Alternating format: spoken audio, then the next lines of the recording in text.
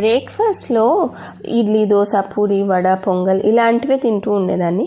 కానీ ఎందుకో ఈ మధ్య ఏజ్ పెరిగే కొద్దీ లైఫ్ స్టైల్లో కొన్ని చేంజెస్ చేసుకోవాలి అని అనిపించి ఇలాగా బ్రేక్ఫాస్ట్లో నేనైతే స్మూదీస్ తీసుకుంటున్నాను.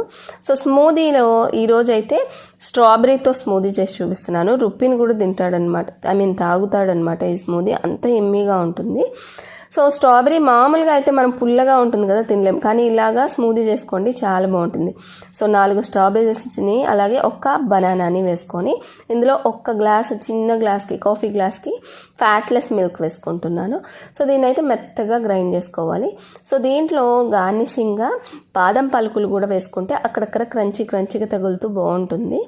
సో ఇలాగ మెత్తగా గ్రైండ్ చేసుకున్న దాన్ని స్ట్రెయిన్ కూడా చేసుకోకర్లేదనమాట, అంత స్మూత్ టెక్స్చర్ ఉంటుంది. సో దీని అయితే సర్వింగ్ గ్లాస్లో తీసుకొని హనీ అలాగే బాదం పలుకులతో గార్నిష్ చేసుకుంటే అంతే, స్ట్రాబెర్రీ స్మూదీ అయితే రెడీ.